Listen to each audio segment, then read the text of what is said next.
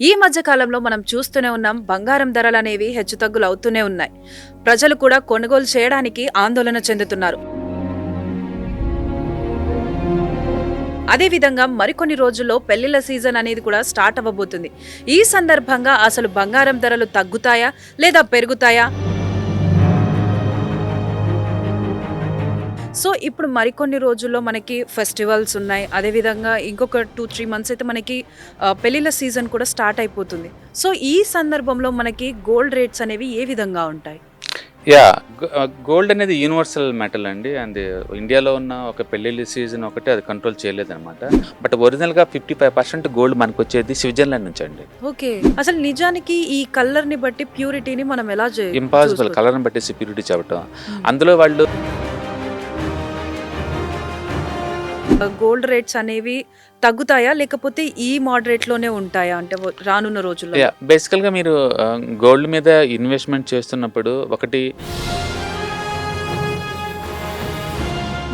మీకు కావాలంటే pink colour gold ఉంటుంది, వైట్ కలర్ కూడా ఉంటుంది, అండ్ ప్యూర్ ఎల్లో ఉంటుంది, ఈవెన్ బ్లాక్ కలర్ కూడా ఉంటుంది. ఈ జిఎస్టీ క్యాలిక్యులేషన్ అనేది ఎలా ఉంటుంది అండ్ ఎంత వరకు మనకి జిఎస్టీ అనేది పడుతుంది? మీరు ఫిజికల్గా తీసుకుంటేనే ఉంటుందండి. మనం డిజిటల్గా తీసుకున్నప్పుడు మనకి జిఎస్టీలో ఉండదు. ఫిజికల్గా మీరు ఏదైనా తీసుకున్నారనుకోండి.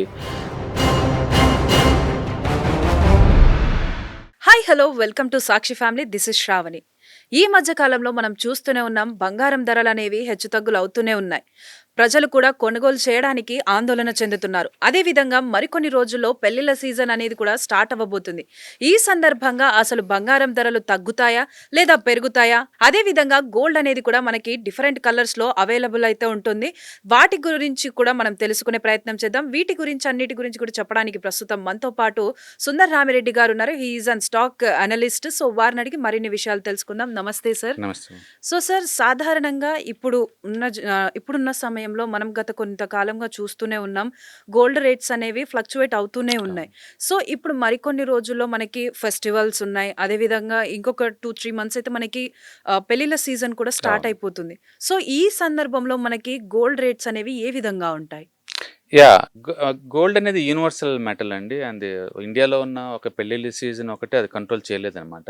అంటే ప్రపంచవ్యాప్తంగా సెంట్రల్ బ్యాంక్స్ బాగా హెవీగా ఇన్వెస్ట్ చేస్తున్నాయి. అంటే పర్టికులర్గా చైనా చాలా ఎక్కువ ఇన్వెస్ట్ చేస్తుంది అనమాట. అందుకని గోల్డ్ డిమాండ్ ఎప్పుడు వరల్డ్ వైడ్గా వస్తుంది అంతే. మనం ఇండియాలో ఏంటంటే ఫెస్టివల్ దగ్గరకు వచ్చినప్పుడు ఎక్కువ మంది కొంటుంటారు కాబట్టి ఎంతో కొంత వస్తుంది అనుకుంటారు. చాలా తక్కువ మినిమల్ డిమాండ్ అది. బట్ వరల్డ్ వైడ్గా వచ్చే డిమాండ్ చాలా హ్యూజ్గా ఉంటుంది. ఈ మధ్య కాలంలో ఏంటంటే చైనా వాళ్ళు బాగా కొంటూ కూడా చెప్పలేదు, బయటకి అనౌన్స్మెంట్ చేయట్లేదు. రీసెంట్గా గోల్డ్మెన్ సాక్స్ రిపోర్ట్ ప్రకారం ఏంటంటే వాళ్ళు సెప్టెంబర్లో ఒరిజినల్ కొన్నది 15 టన్నులు. బట్ వాళ్ళు అఫీషియల్గా అనౌన్స్ చేసింది 1.5 టన్స్. అంటే రిమైనింగ్ 13.5 టన్నుల లెక్కే వాళ్ళు హోల్డ్ దాచిపెడుతున్నారు. అంటే ప్రపంచానికి తెలిసి చైనాలో ఉంది 2500 టన్నులు. కానీ గోల్డ్మెన్ సాక్స్ రిపోర్ట్ ప్రకారం ఏంటంటే వాళ్ళ దగ్గర ఉంది 4500 టన్స్ ఉండొచ్చు అని చెప్పేసి వాళ్ళు ఎస్టిమేషన్ వేస్తున్నారు. దాన్ని బట్టి ఏంటంటే ఈ brick countries, particular Asian countries అన్ని కూడా అంటే గోల్డ్ బాగా కొంటాయి అనమాట. మనం 2022 తర్వాత చూస్తే ఆ ప్యాటర్న్ మనకు క్లియర్గా కనపడుతుంది. ఎప్పుడైతే ఈ రష్యాని ప్రపంచవ్యాప్తంగా వెస్ట్రన్ కంట్రీస్ అన్ని కూడా వాళ్ళ అసెట్స్ని ఫ్రీజ్ చేశారో ఫస్ట్ టైం డౌట్ వచ్చింది, డాలర్ని ఉంచుకోవటం ఎంతవరకు సేఫ్టీ, విదేశాల్లో ఆస్తులు ఉంటే ఎంతవరకు సేఫ్టీ అనేది. ఎందుకంటే రష్యా అనేది చిన్న కంట్రీ కాదు, ప్రపంచంలో సగం అణు ఆయుధాలు కలిగిన కంట్రీ. అలాంటి కంట్రీకే వీళ్ళు ఫ్రీజ్ చేస్తున్నారంటే రేపొద్దున మనం కూడా డాలర్లో పెడితే మన పరిస్థితి ఏంటి అని చెప్పేసి మిగతా సెంట్రల్ గవర్నమెంట్స్ మొత్తం థింక్ చేసిన బిన్ చేసినాయి. అందుకని 22 నుంచి వాళ్ళు ఒకప్పుడు మిగిలిపోతే అమౌంట్ అంతా అమెరికన్ ట్రెజరీస్లోనూ డాలర్స్లోనూ హోల్డ్ చేసి సెంట్రల్ బ్యాంక్స్ అన్ని కూడా లేదు, స్లోగా గోల్డ్ కలిసి షిఫ్ట్ అయినాయి. దాని తోడు ఏంటంటే లాస్ట్ 4 years నుంచి గోల్డ్ రేట్ బాగా పెరుగుతుంది. ఏ సెంట్రల్ బ్యాంక్స్ అయితే గోల్డ్ బాగా ఇన్వెస్ట్ చేశారో వాళ్ళకేమో వాల్యుయేషన్ బాగా పెరుగుతుంది, డాలర్లో ఇన్వెస్ట్ చేసుకుంటే రేట్ తగ్గిపోతుంది. అంటే లాస్ట్ 1 year నుంచి డాలర్ కూడా 4% డ్రాప్ అయింది. అంటే ఇంత ముందులా డాలర్ పెరగపాంగా డ్రాప్ అవుతుంది, గోల్డ్ ఇన్వెస్ట్ చేస్తేనే ఎక్కువ డబ్బులు వస్తున్నాయి. దాంతో ఏంటంటే more and more central banks అన్ని కూడా ఇన్వాల్వ్ అవుతున్నాయి. అందుకని వరల్డ్ వైడ్గా ఈ డిమాండ్ క్రియేట్ అవుతుంది. అంటే దాని తోడు ఇండస్ట్రియల్ సెక్టర్ వైజ్ కూడా ఎంతో కొంత డిమాండ్ వస్తుంది, అండ్ రిటైల్ వైజ్గా ఎలాగో డిమాండ్ ఉంటుంది. అట్లా ఓవరాల్గా గోల్డ్ డిమాండ్ ఎక్కువ అవుతుంది. అందుకని ఈ పెరిగిన రేటు మళ్ళీ డ్రాప్ అవుద్దా అంటే అంత ఈజీ ఏం కాదు. అందుకని మళ్ళీ మనం ₹1,00,000 చూడటం అనేది highly impossible. Okay. So sir ఇప్పుడు మనం గోల్డ్ గురించి మాట్లాడుకుంటే మనం ఎంతో కొంత బయట దేశాల నుంచి మనం ఇంపోర్ట్ చేసుకుంటూ ఉంటాం. ఎంతో కొంత కాదండి, 95% ఇంపోర్ట్సేనండి. 95% ఇండియాలో గోల్డ్ మ్యానుఫ్యాక్చరింగ్ ఏం అవ్వదు. ఓకే. ఇక్కడ మైనింగ్ యాక్టివిటీ చాలా నెగ్లిజిబుల్. రీసైక్లింగ్ గోల్డ్ అంటే పాత వస్తువులు అమ్ముకుంటే మళ్ళీ తిరిగి అవి తయారు చేయటం తప్ప కొత్త గోల్డ్ ఇక్కడ రాదు. ఓకే. అందుకని మనం బయట దేశాల నుంచి ఇంపోర్ట్ చేయాలి. అందుకని ఇండియా వాళ్ళు 95% గోల్డ్ బయట నుంచి ఇంపోర్ట్ చేసుకుంటారు. సో బేసిక్ గా ఈ గోల్డ్ అనేది మనం ఎక్కువగా దుబాయ్ నుంచి ఇంపోర్ట్ చేసుకుంటాము అని కొంతమంది అంటారు. అసలు నిజానికి మనం ఎక్కడి నుంచి ఇంపోర్ట్ చేసుకుంటాం? దుబాయ్, సింగపూర్ నుంచి మనం టూర్కి వెళ్ళినప్పుడు తెచ్చుకోవడం అనేది కామన్ అండి, ఎందుకంటే అక్కడ ట్యాక్సెస్ తక్కువ ఉంటాయి కాబట్టి. బట్ ఒరిజినల్ గా 55% గోల్డ్ మనకు వచ్చేది స్విట్జర్లాండ్ నుంచి అండి, ఓకే. మొదటి నుంచి కూడా. అండ్ సౌత్ అదే ఐ మీన్ గల్ఫ్ కంట్రీస్ నుంచి కూడా కొంత వస్తుంది, అండ్ సౌత్ ఆఫ్రికా నుంచి కూడా కొంత వస్తుంది. యాక్చువల్లీ మైనింగ్స్ మొత్తం south Africa, but gold processing చేసి స్టోరేజ్ ఇదంతా కూడా స్విట్జర్లాండ్స్ అనమాట. అందుకని వరల్డ్ వైడ్ గా అండ్ స్విట్జర్లాండ్ చాక్లెట్ కి ఎంత ఫేమస్, గోల్డ్ కూడా అంతే ఫేమస్. సో ఇండియాకి వచ్చే గోల్డ్ లో ఒక 55% వరకు Switzerland, rest of the gold Gulf countries and south Africa నుంచి వస్తుంటుంది. సో సార్ ఇప్పుడు జనరల్ గా గోల్డ్ గురించి మాట్లాడుకుంటే మనకి గోల్డ్ లో కూడా డిఫరెంట్ టైప్ ఆఫ్ కలర్స్ తోటి అవైలబుల్ లో ఉంటుంది. లైక్ దాని ప్యూరిటీ తగ్గుతున్న కొద్దీ కలర్ అనేది చేంజ్ అవుతూ వస్తుంది. అసలు నిజానికి ఈ కలర్ ని బట్టి మన గోల్డ్ ప్యూరిటీని చెక్ చేసే కాన్సెప్ట్ ఏంటి? నో, కలర్ అనేది డిఫరెంట్ అండి, క్యారెట్స్ అనేది డిఫరెంట్. ఓకే. గోల్డ్ అంటే ప్యూర్ 24 క్యారెట్స్, 24 క్యారెట్స్ ఉన్నదాన్ని మనం ప్యూర్ గోల్డ్ అంటాం. దాన్ని ఆర్నమెంట్ లాగా మార్చడం కష్టం, చాలా సెన్సిటివ్ అనమాట, ఊరికి తెగిపోతుంటాయి. దాన్ని ఆర్నమెంట్ లాగా మార్చాలంటే ఎంత కొంత హార్డ్గా తయారు చేయాలి, గట్టిగా. ఆ గట్టిగా తయారు చేయడం కోసం దాంట్లో ఏంటంటే వేరే మెటల్స్ యాడ్ చేస్తారు. అవి వేరే మెటల్ యాడ్ చేసినప్పుడు ఆ మెటల్ టైప్ను బట్టి ఎంత యాడ్ చేశారని దాన్ని బట్టి క్యారెక్టరిస్టిక్స్ వస్తాయి. అంటే ఈ క్యారెట్స్ తగ్గుతా పోతుంటాయి ఎక్కువ యాడ్ చేసే కొద్దీ. సపోజ్ మనం 24 క్యారెట్స్ గోల్డ్ అన్నాం అనుకోండి, 99.9% అది ప్యూర్ గోల్డ్. అంటే అది బిస్కెట్స్ ఏంగా, ఆర్నమెంట్స్ లో నువ్వు తయారు చేయలేవు, చేసినా అది గట్టిగా ప్రెజర్ పెట్టగానే షేప్ అవుట్ అవుతుంది. కాబట్టి మనం ఒంటి మీద వేసుకోవడానికి కుదరదు. అందుకని ఎవరైనా ఇన్వెస్ట్మెంట్ పాయింట్ ఆఫ్ లో కొంటారు ఈ బంగారు బిస్కెట్స్, అవి కొని లాకర్ లో పెట్టుకోవడానికి మనకు వస్తుంది. ఫ్యూచర్ లో ఎప్పుడైనా ఆర్నమెంట్ తయారు చేద్దామంటే ఉంచుకుంటారు. అట్లా ఇన్వెస్ట్మెంట్ పర్పస్ కోసం కొనే వాళ్ళందరూ ఈ 24 అవర్స్ క్యారెట్స్ కొంటారు. అంటే అది వాళ్ళు కొనేది 99.9% ప్యూరిటీ గోల్డ్ అనమాట. అండ్ 22 క్యారెట్స్ అంటే 91.7, అది 22 క్యారెట్స్. ఇక్కడ నుంచి ఇంకా ఆర్నమెంట్స్ తయారు చేయొచ్చు. 91.7% ప్యూరిటీ గోల్డ్, 8.3% గోల్డ్ ఏమో అదర్ మెటల్స్ వాడతారు. ఈ అదర్ మెటల్స్ నువ్వు ఏం వాడావు అన్నదాన్ని బట్టి గోల్డ్ కలర్ వస్తుంది. ఆ గోల్డ్ కొన్ని కంట్రీస్ లో ఎల్లో గోల్డ్ ఇష్టపడతారు, కొన్నిట్లో వైట్ కలర్ ఇష్టపడతారు, కొన్నిట్లో పింక్ కలర్ ఇష్టపడతారు, కొన్ని కంట్రీలో గోల్డ్ ఇష్టపడతారు. అందుకని కలర్ అనేది గోల్డ్ బట్టి రాదు, వాళ్ళు యూజ్ చేసే అడిషనల్ మెటీరియల్ ఏదైతే యాడ్ చేస్తారో దాన్ని బట్టి కలర్స్ వస్తాయి అనమాట. సో మనం 22 క్యారెట్స్ గోల్డ్ అనుకున్నప్పుడు దాని 91.7% ప్యూరిటీ ఉంటుంది, అండ్ రెస్ట్ ఆఫ్ ది 8.3% వేరే మెటల్స్ యాడ్ చేస్తారు. అలాగే 18 క్యారెట్స్ గోల్డ్ అంటే 75% ప్యూర్ గోల్డ్, 75% దాంట్లో యాడ్ చేస్తే అది అవుద్ది. ఆర్నమెంట్స్ ఎక్కువ వాడేది 18 వాడతారు అనమాట, బాగా డిజైన్స్ వస్తాయి, డిజైన్స్ బాగా వస్తాయి అనమాట. అండ్ 25% అది వేరే మెటల్స్ వాడతారు దీంట్లో. అలాగే 14 క్యారెట్స్ అంటే 58.3% గోల్డ్ ఉంటుంది, అండ్ రెస్ట్ ఆఫ్ ది 41.7% వేరే మెటల్స్ ఉంటాయి. సో ఇది 14 క్యారెట్స్ గోల్డ్. ఇప్పుడు కొత్తగా 10 క్యారెట్స్ గోల్డ్ కూడా లాంచ్ చేశారు. గోల్డ్ ఎప్పుడైతే బాగా పెరిగిపోయిందో అప్పటి నుంచి దీంట్లో ఏంటంటే 41.7% ప్యూర్ గోల్డ్ ఉంటుంది, అంటే రెస్ట్ ఆఫ్ ది అంటే 58% అదర్ మెటల్స్ ఉంటాయి అనమాట. ఇది 10K క్యారెట్స్ అనమాట. సో వీటన్నిటికి కూడా మీకు హాల్ మార్క్ స్టాంప్ ఉంటుందండి, కాబట్టి మన ప్యూరిటీ చెక్ చేసుకోవచ్చు. అందుకని మీరు ఎవరైనా ఒక ఆర్నమెంట్ ఆరేసేటప్పుడు మ్యాండేటరీగా అది ఎంత క్యారెట్స్ ఉందో చెక్ చేసుకోండి. ఎందుకంటే మనం కొన్నప్పుడు బ్లైండ్ గా లేదు 22 క్యారెట్స్ అనుకుంటారు, మీరు తిరిగి ఎప్పుడైనా ఒక 10 years తర్వాత 5 years దాన్ని అమ్మాలని ట్రై చేసినప్పుడు అది 14 క్యారెట్స్ అనుకోండి, మనం చాలా లాస్ అవుతాం, ఎందుకంటే గోల్డ్ పర్సెంటేజ్ తక్కువ ఉంటుంది కాబట్టి. రెండోది దాంట్లో ఉన్న అలైడ్ మెటల్స్ ని బట్టి కలర్ వస్తుంది. మీకు కావాలంటే పింక్ కలర్ గోల్డ్ ఉంటుంది, వైట్ కలర్ గోల్డ్ ఉంటుంది, అండ్ ప్యూర్ ఎల్లో ఉంటుంది, ఈవెన్ బ్లాక్ కలర్ కూడా ఉంటుంది. ఒక్కొక్క కంట్రీలో ఒకటి ఫేమస్. అవును, ఆఫ్రికన్ కంట్రీస్ లో కొన్నిట్లో అచ్చం బ్లాక్ ఉంటేనే ఇష్టపడతారు, గోల్డ్ బ్లాక్ లో ఉంటుంది. దాని అర్థం ఒరిజినల్ బ్లాక్ గోల్డ్ కాదు అది, దానికి అదర్ మెటల్స్ ఏదైతే యాడ్ చేస్తున్నామో ఆటోమేటిక్ గా కలర్ మారిపోద్ది. ఈవెన్ విత్ ఇన్ ఇండియాలో కూడా కొన్ని ప్లేసుల్లో బాగా ఎల్లో గోల్డ్ ని బాగా ఇష్టపడతారు, కొన్నిసార్లు లైట్ ఎల్లుషే ఇష్టపడుతుంటారు, ఒక్కోసారి ఈవెన్ డిజైన్స్ కూడా. సౌత్ ఇండియన్స్ అందరూ డిజైన్స్ బాగా ఇష్టపడతారు, నార్త్ ఇండియన్స్ ప్లెయిన్ డిజైన్స్ ఇష్టపడతారు. అందుకని ఒక్కోసాట ఒక్కోటి అనమాట. అందుకని మనకి టీవీలో యాడ్స్ చూపించినప్పుడు ఎవరి కల్చర్ వాళ్ళు చూపించుకుంటూ వాళ్ళ డిజైన్ చూపిస్తుంటారు వాళ్ళు. వాళ్ళు ఈవెన్ మోడల్స్ కూడా లోకల్ మోడల్స్ అవును. పెట్టుకుంటారు అంతే. సో సార్ ఇప్పుడు కొన్ని సందర్భాల్లో ఏంటి అని అంటే కొంతమంది మరీ ఎల్లోయిష్ కలర్ లో ఉంటేనే ఇది ప్యూర్ గోల్డ్, లేదు అంటే కొంచెం ఫేడెడ్ కలర్ లో ఉంటే ప్యూర్ గోల్డ్ అని అంటారు. ఆ. అసలు నిజానికి ఈ కలర్ ని బట్టి ప్యూరిటీని మనం ఎలా ఇంపాసిబుల్ చూసుకోవచ్చు? కలర్ని బట్టేసి ప్యూరిటీ చెప్పటం. మ్మ్. అందులో వాళ్ళు ఎక్స్ట్రా కలిపిన మెటల్స్ ఏంటని మనం చెప్పొచ్చేమో కానీ ప్యూరిటీ మ్మ్. చెప్పలేము. లైక్ ఒక పర్సన్కి బీపీ ఉందనుకోండి, బీపీ ఉందని చూసి చెప్పలేవు. మ్మ్. బీపీ ఆపరేటివ్స్ తగిలించిన తర్వాత అవును, మనకు మానిటర్ అర్థమైద్ది. చేసిన తర్వాత. ఇది కూడా అంతే, ఆ క్యారెక్టర్ చక్కర్లో పెట్టినప్పుడు మాత్రం మనకు అర్థమైద్ది తప్ప కంటి చూపుతోటి మీరు ఎన్ని క్యారెట్స్ అనేది చెప్పలేము. ఓకే. కాబట్టి కలర్ని చూసేసి ఇది ప్యూర్ గోల్డ్ కాదని చెప్పి చెప్పడం అనేది హైలీ ఇంపాసిబుల్. కాబట్టి కొన్ని లోకల్స్కి కొంతమంది అది ఇష్టపడతారు. చెప్పాను కదా, పల్లెటూరులో ఎల్లో కలర్ ఉంటే ఎల్లో కలర్. ప్యూర్ గోల్డ్ అనుకుంటారు. కొన్ని కంట్రీస్ అసలు ఎల్లోనే ఉండదు, వైట్ గోల్డే ఉంటుంది వాళ్ళ దగ్గర. కొన్ని చోట్ల కంట్రీలు పింకే వాడతారు. అట్లా ఒక్కొక్క కంట్రీలో ఒక్కొక్క ప్రయారిటీ ఉంటుంది. వాళ్ళకి ఆ నచ్చిన కలర్ని యాడ్ చేస్తుంటారు.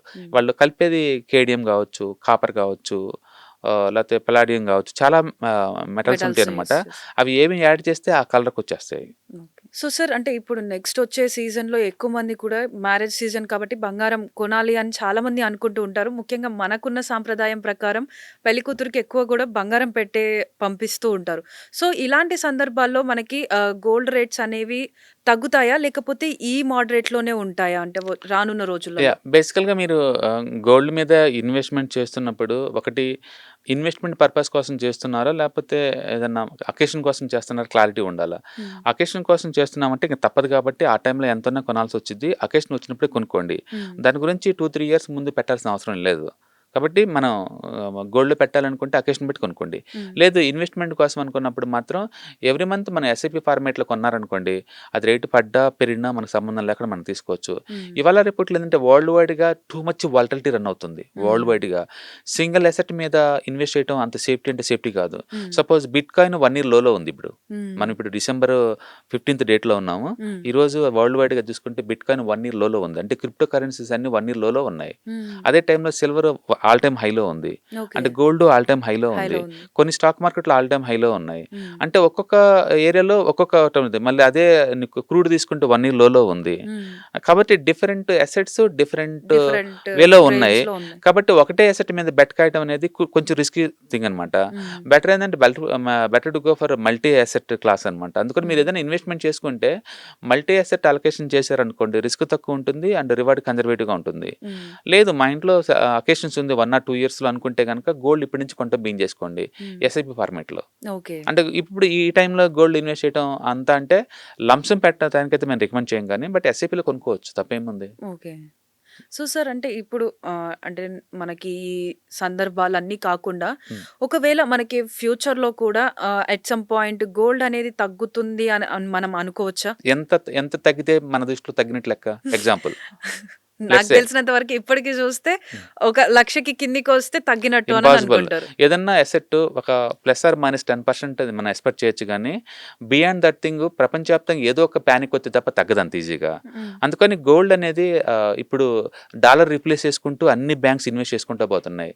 కాబట్టి గోల్డ్ మళ్ళీ 1 lakh లోపు అంటే ఆల్మోస్ట్ 20% డ్రాప్ అవుద్దంటే అలాంటి కండిషన్ ఏం కనపట్లేదండి. కంటిన్యూ అయ్యే ఛాన్స్ ఎక్కువ ఉంది. కాబట్టి +or-10% అప్ అండ్ డౌన్ అవుతా ఉండొచ్చేమో కానీ మనం అనుకున్న 20-30 పడే అంత వరల్డ్ వైడ్ కండిషన్ మనకు కనపట్లేదు. ఎందుకంటే ఒకప్పుడు రిటైలర్స్ కొనుక్కునేవాళ్ళు, ఇప్పుడు సెంట్రల్ బ్యాంక్స్ ఇన్వాల్వ్ అయినాయి. సెంట్రల్ బ్యాంక్స్ ఇన్వాల్వ్ అయినప్పుడు ఇంకా పడే ఛాన్సే లేదు. అండ్ 2022 నుంచి గోల్డ్ ప్యాటర్న్ కంప్లీట్గా మారిపోయిందండి. అది ముందు రోజుల్లో ఇయర్లీ ఒక 10-15% పెరగడమే తప్ప తగ్గటాలు లేవు. ఎందుకంటే అమెరికాలో వడ్డీ రేట్లు బాగా తగ్గిస్తున్నారు. ఈ టైంలో ఇన్ఫ్లేషన్ బాగా పెరిగిద్ది. ఇన్ఫ్లేషన్కి ఆల్టర్నేటివ్ గోల్డే ఉంటుంది. అంటే గోల్డ్ పెరిగే కండిషన్లో కనపడుతున్నాయి ఇన్ఫ్లేషన్ పెరిగిన ప్రతిసారి కూడా. ప్లస్ వరల్డ్ వైడ్గా ఇప్పటికే స్టాక్ మార్కెట్ హైలో ఉన్నాయి. అది ఎంతకంత వాలటిలిటీ గ్రోత్ అవి డ్రాప్ అయ్యే ఛాన్సే ఉంది. అవి కనుక డ్రాప్ అయితే ఆ డబ్బు అంతా గోల్డ్కి వచ్చే ఛాన్సే ఉంది. రెండోది సెంట్రల్ బ్యాంక్ దగ్గర మిగిలిపోయిన అమౌంట్ అంతా కూడా వాళ్ళు గోల్డ్లో ఇన్వెస్ట్ చేస్తున్నారు. ఆ విధంగానే డిమాండ్ వచ్చే ఛాన్స్ ఉంది. పైగా పబ్లిక్ ఏంటంటే ఇంత ముందులాగా వాలటిలిటీ భరించే స్టేజ్ లేదు. అందుకని కన్జర్వేటివ్గా గోల్డ్ ఇన్వెస్ట్ చేస్తున్నారు. ఇండియాలో ఇప్పుడు కొత్తగా ఎన్పిఎస్ వాళ్ళు కూడా గోల్డ్ సిల్వర్లో పెట్టుకోవడానికి పర్మిషన్ ఇచ్చారు. అంటే కొత్త డబ్బులు లోపల కొత్తనట్టే కదా గోల్డ్ సిల్వర్లో. ట్రెడిషనల్ ఇన్వెస్ట్ చేసే వాళ్ళు పెడుతున్నారు కదా. అట్లా వరల్డ్ వైడ్ గా గోల్డ్ తయారయ్యే మైనింగ్ యాక్టివిటీ తగ్గుతుంది, ఇన్వెస్ట్ చేసే యాక్టివిటీ పెరుగుతుంది. అందుకని గోల్డ్ పెరగడమే తప్ప టూ మచ్ పట్టాలు ఏముండదు. బట్ ఏ మెటల్ అయినా, ఏ అసెట్ క్లాస్ అయినా సరే 10% ప్లస్ ఆర్ మైనస్ అవటం మామూలు విషయం కాబట్టి మనం ఒక 10% డౌన్ ఎక్స్పెక్ట్ చేయొచ్చేమో కానీ otherwise gold one way direction up సైడే. ఓకే. సో, సార్ ఇప్పుడు రీసెంట్ టైమ్‌లో చూస్తుంటే మనం గోల్డ్‌తో పాటు సిల్వర్ కూడా ఆల్ టైమ్ హైస్‌ని రీచ్ అవుతుంది. ఇప్పుడు అవును. నియర్లీ 2,00,000కి ఉంది. అవును. సో, అది కూడా ఫ్యూచర్‌లో దాని రేంజ్ ఎలా ఉండబోతుంది? ఇప్పుడు వరల్డ్ వైడ్‌గా ఇండస్ట్రియల్ యాక్టివిటీ పీక్ లెవెల్‌లో ఉందండి. పర్టిక్యులర్‌గా electronics manufacturing, AI and artificial intelligence and solar panels హ్మ్. అన్ని చోట్ల ఇండస్ట్రియల్ యాక్టివిటీ పీక్ లెవెల్‌లో నడుస్తుంది. హ్మ్. వాటన్నిటిలో ఎలక్ట్రికల్ కండక్షన్ కోసం సిల్వర్ కోటింగ్ వాడతారు. హ్మ్. అంటే సిల్వర్ మైనింగ్ డైరెక్ట్ దొరకదు. అవును. అది బై ప్రొడక్ట్ అనమాట. వేరే వేరే వాటిలో ఆరేసినప్పుడు. అందుకని సిల్వర్ డిమాండ్ హ్యూజ్‌గా వచ్చే ఛాన్స్ ఎక్కువ ఉంది. హ్మ్. ఇప్పుడు పైగా సెంట్రల్ బ్యాంక్స్ వరల్డ్ వైడ్‌గా గోల్డ్‌తో పాటు ఆల్టర్‌నేట్‌గా సిల్వర్‌లో కూడా ఇన్వెస్ట్ చేస్తున్నారు. ఈవెన్ ఆర్‌బీఐ కూడా ఇప్పుడు సిల్వర్ కూడా బ్యాంకుల్లో ప్లెడ్జ్ చేసుకొని లోన్ తీసుకునే ఫెసిలిటీ కలిగిస్తుంది. హ్మ్. అంటే దాని మీనింగ్ ఏంటంటే స్లోగా గోల్డ్‌ని అఫోర్డ్ చేయలేనోళ్ళు ఆల్టర్‌నేటివ్‌గా సిల్వర్‌కి షిఫ్ట్ అయ్యే ఛాన్స్ ఎక్కువ ఉంది. హ్మ్. ట్రెడిషనల్ ఇన్వెస్ట్‌మెంట్‌కి డిమాండ్ ఉంది. హ్మ్. కొత్తంగా వచ్చే డిమాండ్ ఉంది. ఇండస్ట్రియల్ యుటిలిటీకి డిమాండ్ ఉంది. అందుకని సిల్వర్ గోల్డ్ కన్నా ఇంకా పెరిగే ఛాన్స్ ఉంది. ఓకే. కాకపోతే ఒకటి ఇండస్ట్రియల్ యాక్ట్ డల్ అయిన ప్రతిసారి సిల్వర్ డల్ అయ్యే ఛాన్స్ ఉంది. హ్మ్. బట్ గోల్డ్ అలా కాదు. ఓకే. ఇండస్ట్రియల్ యాక్ట్ డల్ అయితే గోల్డ్ ఇంకా పెరిగే ఛాన్స్ ఎక్కువ ఉందన్నమాట. హ్మ్. మొత్తానికైతే వరల్డ్ వైడ్‌గా 2026లో కూడా సిల్వర్ కంటిన్యూ అయ్యే ఛాన్స్ ఎక్కువ ఉంది. ఓకే. కాకపోతే సిల్వర్‌లో వాలటిలిటీ ఎక్కువ. హ్మ్. కాబట్టి ప్లస్ ఆర్ మైనస్ అవుతా ఉంటుంది. హ్మ్. సో ఇప్పుడు మీరు చెప్పిన 2,00,000 దగ్గర ఉంది కదా! హ్మ్. అది ఒకవేళ డౌన్ అయితే మేబీ 1,75,000కి వస్తది. మళ్ళీ పైకి 2,20,000 వెళ్ళిపోద్ది. హ్మ్. 2,20,000కి వెళ్తది. హ్మ్. మళ్ళీ 2,00,000 వస్తది. మళ్ళీ 3,00,000 వెళ్ళిపోద్ది. ఇట్లా జిగ్‌జాగ్ అవ్వుకుంటూ టువర్డ్స్ పెరుగుతూ పైకి వెళ్తది. ఉంటది. 3,00,000 దాకా పోయే ఛాన్స్ ఎక్కువ ఉంది. ఓకే. కాబట్టి నెక్స్ట్ 10 ఇయర్స్ సిల్వర్‌కి హ్యూజ్ డిమాండ్ వచ్చే ఛాన్స్ ఉంది. హ్మ్. ఎందుకంటే ఇండస్ట్రియల్ డిమాండ్ భారీగా ఉంది. హ్మ్. ఎందుకంటే ఇంత చరిత్రలో ఎప్పుడూ లేనంతగా ఎలక్ట్రికల్ గూడ్స్ తయారు చేస్తున్నారు. హ్మ్. వాటన్నిటికి వీటిని వాడతారు. సోలార్ ప్యానెల్‌లు కూడా వాడుతుంటారు. అంటే industry wise too much demand create అవుతుంది. హ్మ్. అండ్ మైనింగ్ యాక్టివిటీస్ ఏమో డల్ అవుతున్నాయి. కాబట్టి డెఫినెట్‌గా గోల్డ్, సిల్వర్‌కి మన పోర్ట్‌ఫోలియోలో ఉంచుకోవాల్సిన అసెట్ క్లాస్. ఓకే. అందుకనే రీసెంట్‌గా ఎన్‌పీఎస్‌లో కూడా వాళ్ళు అలౌ చేస్తున్నారు. పెన్షన్ ఫండ్స్‌లోకి అలౌ చేస్తున్నారు వాటిని. హుహు. దాని మీద కింద డిమాండ్ రాబోతుందని అర్థం. ఓకే. సో, సార్ ఇప్పుడు మనం గోల్డ్‌ని మనం ఎలా చూసుకున్నా కూడా దాన్నొక ఇన్వెస్ట్‌మెంట్ లాగా కూడా ఇప్పుడు మనకు ఉపయోగపడుతుంది. అవును. ఇన్ సేమ్ వే మనకి సిల్వర్ కూడా అలానే ఇన్వెస్ట్‌మెంట్ లాగా అయ్యో! ఉపయోగపడుతుందా? సిల్వర్ ఈ సంవత్సరం 110% మూవ్ అయిందండి. 110 హ్మ్. అదొక చరిత్ర మనం ఎప్పుడు చూడలేం కూడా ఆ రేంజ్‌లో కూడా. హ్మ్. యూజువల్‌గా గోల్డ్, సిల్వర్ ఎప్పుడు ఒకేలాగా మూవ్ అవుతా ఉంటాయి మోర్ ఆర్ లెస్. హ్మ్. కదిలితే 2 కదులుతాయి, డ్రాప్ అవుతే 2 డ్రాప్ అవుతాయన్నమాట. హ్మ్. బట్ సిల్వర్ ఎక్కువ ఎడ్జ్ ఉంది ఈసారి. ఎందుకంటే బికాజ్ ఆఫ్ ఇండస్ట్రియల్ యుటిలిటీ ఎక్కువ ఉంది ఇండస్ట్రియల్ కాబట్టి. యూసేజ్. రెండోది వరల్డ్ వైడ్ కూడా సిల్వర్‌ని కూడా ఇన్వెస్ట్‌మెంట్ వెహికల్ లాగా వాడుతున్నారు గోల్డ్‌కి ఆల్టర్‌నేటివ్‌గా. హ్మ్. కాబట్టి డిమాండ్ ఎక్కువ ఉండే ఛాన్స్ ఎక్కువ ఉంది. ఓకే. కాకపోతే ఒకటి ఎవ్రీడే మూవ్ అవుతది, ఎవ్రీ వారం మూవ్ అవుద్ది అంటే అలా ఉండదండి. హ్మ్. ఏదన్నా ఒక 20% మూవ్ అయినప్పుడు 5, 6 మంత్స్ టైమ్ కరెక్షన్ గాని, ప్రైస్ కరెక్షన్ గాని మ్యాండేటరీగా ఉంటాయి. హ్మ్. అందుకని మనం వాలటిలిటీ జోన్‌లోకి వచ్చేసాము. హ్మ్. అప్ అండ్ డౌన్ అవుతూ టువర్డ్స్ పాజిటివ్ బయాస్‌కి మూవ్ అయ్యే ఛాన్స్ ఎక్కువ ఉంది. ఓకే. కాబట్టి ఎవరైనా ఇన్వెస్ట్‌మెంట్ చేయాలనుకుంటే ఎస్ఐపి రూపంలో మనం చేసుకోవచ్చు. హ్మ్. So, sir basically compared to gold silver అనేది తక్కువ అంటే మనకి కొంచెం కాస్ట్ ఎఫిషియెంట్‌గా ఉంటుంది. అవును. సో, ఎందుకు సిల్వర్‌కి గోల్డ్‌కి మధ్య ఇలా రేట్ డిఫరెన్స్? నో గోల్డ్ అనేది ట్రెడిషనల్‌గా అదొక కరెన్సీ లాగా వాడతారండి. హ్మ్. చరిత్ర పుట్టిన దగ్గర నుంచి 5,000 సంవత్సరాల నుంచి మనుషులకి హిస్టరీ చూసామనుకోండి, హ్మ్. మొదటి నుంచి ఇప్పటి వరకు కూడా అది కరెన్సీకి ఆల్టర్‌నేటివ్‌గా వాడతారు. హ్మ్. రెండోది అది యెల్లో మెటల్ అనేది సంప్రదాయబద్ధంగా అది లేడీస్ స్త్రీ ధనంగా వాడతారు. హ్మ్. అండ్ మూడోది ఆర్నమెంట్స్ అప్పుడు అల్టిమేట్‌గా first priority goes to the yellow metal yellow అంతే. మెటల్. అండ్ ఈవెన్ దేవుళ్ళకి దానం ఇచ్చినా సరే ఎందుకు గోల్డ్? వై కాంట్ హ్మ్. వి గివ్ అదర్ మెటల్స్ అంటే గోల్డ్ కొన్న స్థానం అలాంటిది. హ్మ్. అందుకని first priority goes to the gold అంతే. హ్మ్. ఇన్వెస్ట్‌మెంట్ పాయింట్ ఆఫ్‌లో. హ్మ్. సిల్వర్ ఎప్పుడు కూడా ఏందంటే ఇండస్ట్రియల్ డిమాండ్ అది. హ్మ్. అది ఎప్పుడు ఇండస్ట్రియల్ డిమాండ్‌గా వాడేవాళ్ళు. హ్మ్. అది అలానే వస్తుంది. But okay. 2 both are meant for investment చేసుకోవచ్చు. బట్ ఇండస్ట్రియల్ డిమాండ్ వచ్చేసరికి మాత్రం చాలా ఎక్కువ సిల్వర్‌కి. హ్మ్. అందుకని సిల్వర్‌కి ఎప్పుడు సెకండ్ ర్యాంక్ గోల్డ్‌తో పోల్చుకుంటే. ఓకే. బట్ రిటర్న్స్ పరంగా చూసుకుంటే మాత్రం ఈ సంవత్సరం గోల్డ్‌లో 65% వచ్చింది. హ్మ్. అండ్ సిల్వర్‌లో 110% వచ్చింది. హ్మ్. ట్రెండ్ కంటిన్యూ ఛాన్స్ ఉంది సిల్వర్ అయితే నెక్స్ట్ కపుల్ ఆఫ్ ఇయర్స్ కూడా. ఎందుకంటే మన కళ్ళ ముందు ఇండస్ట్రియల్ డిమాండ్ బాగా పెరుగుతుంది కాబట్టి వాటికి సిల్వర్ కోటింగ్ కావాలి కాబట్టి సిల్వర్‌కి ఇంకా హ్యూజ్ డిమాండ్ వచ్చే ఛాన్స్ ఉంది. ఓకే. సో, సార్ ఇప్పుడు అంటే ఎవరైతే సిల్వర్ కూడా ఇన్వెస్ట్ చేయాలి లేదంటే సిల్వర్‌ని కూడా మనం గోల్డ్‌లాగా పర్చేస్ చేయాలి అననంటే అది బిస్కెట్స్ లాగా తీసుకుంటే బెటర్ అంటారా? అంటే like silver coins, silver biscuits అలా తీసుకుంటే బెటర్ అంటారా? లేదు మనకి ఆర్నమెంటల్ టైప్ తీసుకున్నా పర్లేదంటారా? బెస్ట్ ఏంటంటే ఇన్వెస్ట్‌మెంట్ అన్నప్పుడు ఈజీగా అమ్మేలాగా ఉండాలి. హ్మ్. ఇన్‌స్టంట్‌గా డబ్బొచ్చేలాగా ఉండాలి. అండ్ జనరల్‌గా స్టోరేజ్‌తో వేరే వాళ్ళు దొంగతనం చేయకుండా ఉండేలాగా ఉండాలి. హ్మ్. అంటే కంఫర్ట్‌గా ఫీల్ అవ్వాలి. ఈ లక్షణాలు మాత్రం ఫిజికల్‌గా ఉంటే ఉండదు. మనం గోల్డ్ కొన్న థెఫ్ట్ భయం ఉంటుంది, జిఎస్టీలు కట్టాలి, ఏదైనా డిజైన్స్ మారినప్పుడల్లా మళ్ళీ మార్చాలనిపిస్తుంది, మార్చాల్సి ఉంటది, అమ్మినప్పుడల్లా వేస్టేజ్ తరుగుదల ఉంటది. తీసేస్తూ ఉంటారు. అందుకని ఏదైనా సరే ఫిజికల్ ఫార్మాట్లో అంత వర్త్ కాదు, డిజిటల్ ఫార్మాట్లో వర్త్. బెస్ట్ ఏంటంటే మీకు ఈటీఎఫ్స్ ఉన్నాయి అండ్ ప్యాసివ్ ఫండ్స్ ఉన్నాయి, ప్లస్ ఈవెన్ మ్యూచువల్ ఫండ్స్ ఉన్నాయి. వాటిల్లో పెట్టుకోండి అండి. ఇన్స్టెంట్ ఇప్పుడు కావాలంటే అప్పుడు డిమాండ్ వచ్చినప్పుడు అమ్మేసేయండి, తగ్గినప్పుడు మళ్ళీ కొనండి, మళ్ళీ ఇన్స్టెంట్గా డిమాండ్ వచ్చినప్పుడు అమ్మేస్తా ఉండండి. మీకు కావాలనుకున్నప్పుడు అప్పుడు ఫిజికల్గా మార్చుకోండి. అందుకని మనం మోడర్న్ ఏజ్లో కూర్చొని ఇంకా ఫిజికల్గా ఉండాల్సిన అవసరం లేదు. యాక్చువల్గా వరల్డ్ వైడ్గా లాస్ట్ 1 yearలో 800 టన్నులు గోల్డ్ కొన్నారు ఈటీఎఫ్ ఫార్మేట్లో. ఒక ఈటీఎఫ్ ఫార్మేట్లో 800 టన్నులు. ఎందుకంటే అది లిక్విడిటీ చాలా ఈజీగా ఉంటుంది, స్పాట్లో అమ్మేయచ్చు. ఓకే. అంటే మామూలు ఫిజికల్ గోల్డ్ అంత ఈజీ కాదు అమ్మటం, అవును, బిల్స్ లేకుండా ఎవరు కొంటారు వాటిని. ఎవరు తీసుకోరు. అందుకని మీరు ఇన్వెస్ట్మెంట్ పర్పస్కి అయితే సాధ్యంత వరకు ఈటీఎఫ్స్, ఇండెక్స్ ఫండ్స్ రూట్లో పోండి. అండ్ ఇంటికి కావాలనుకున్నప్పుడు మాత్రం ఫిజికల్గా వారండి. ఓకే.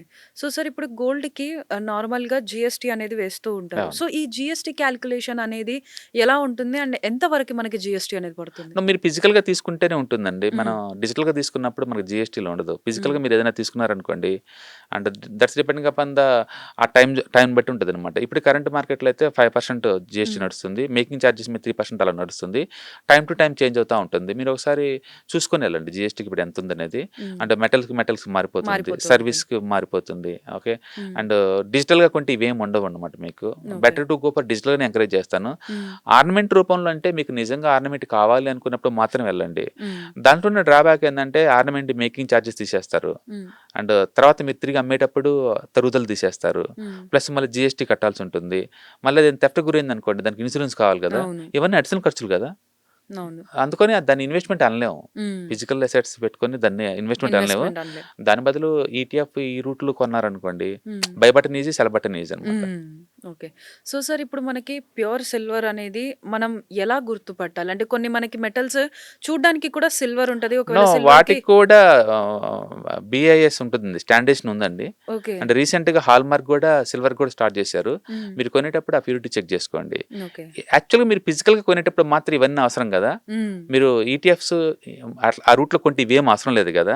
అందుకని లేమ్యాన్ కూడా ఈజీగా పార్టిసిపేట్ చేసే రూట్ ఏంటంటే and ETFs. Me trading account లోకి వెళ్ళి అది ఈటీఎఫ్ అని టైప్ చేస్తే మీకు వస్తుంది, ఓకే. దాన్ని బై చేసుకోండి, అది బెటర్ అనమాట. ఈ గొడవ లేదు, అంటే జిఎస్టీలు ఎంత అండ్ ప్యూరిటీ ఉందా లేదా అంటే ఎవరైనా తీసుకుంటారు, ఈ భయం ఏం లేదు కదా. తగ్గినప్పుడు కొంటారు, పెరిగినప్పుడు సెల్ బటన్ నొక్కేస్తారు ఇన్స్టెంట్ గా. రోజుకి 6.5 గంటలు లైవ్ మార్కెట్ లో ఉంటాయి, మండే టు ఫ్రైడే వరకు. ఎప్పుడు కావాలంటే ఇప్పుడు కొనుక్కోవచ్చు, ఎప్పుడు కావాలంటే ఇప్పుడు అమ్మేసుకోవచ్చు. అది సింపుల్. అది ఓకే. ఈవెన్ గోల్డ్ ఇప్పుడు ఈ రోజు 1% పడింది అనుకోండి, బై చేయండి. 2% పెరిగితే కావాలంటే అమ్మేసుకోండి, అమ్మేసుకోవచ్చు. ఉంచుకోవాలని పర్మనెంట్ ఉంచుకోండి. అది ఇట్స్ అప్ టు యూ అనమాట. అంత కన్వీనియంట్ కంఫర్ట్ ఉన్నప్పుడు why go for shops and buy the ornaments until మీకు ఏదైనా అకేషన్ ఉంటే తప్ప.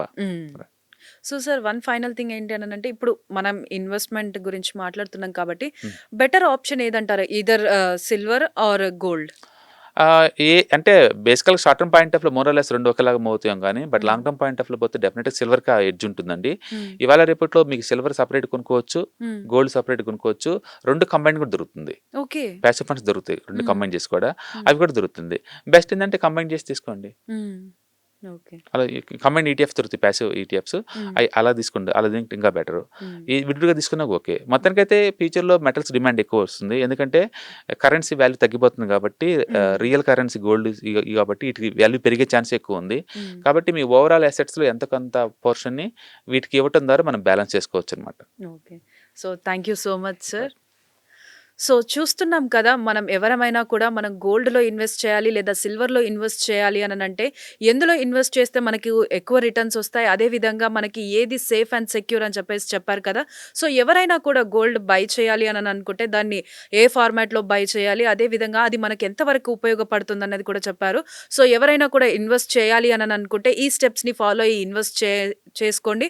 అదే విధంగా వీటిని ఇన్వెస్ట్ చేస్తున్నప్పుడు ఎంతో కొంత రిస్క్ ఉంటుంది కాబట్టి తగిన నిపుణులని కన్సల్ట్ అయిన తర్వాతే వారి అభిప్రాయం మేరకే మళ్ళీ వీటిలలో ఇన్వెస్ట్ చేయడమా లేదా అన్నది కూడా ఆలోచించండి. సాక్షి టీవీ ప్రసారాలను నిలిపివేయటం చట్టరీత్యా నేరం. సాక్షి టీవీ ప్రసారాల కోసం మీ స్థానిక కేబుల్ ఆపరేటర్ను వెంటనే సంప్రదించండి. DTHలో ఇంటర్నెట్లో కూడా సాక్షి టీవీ ప్రసారాలను వీక్షించవచ్చు.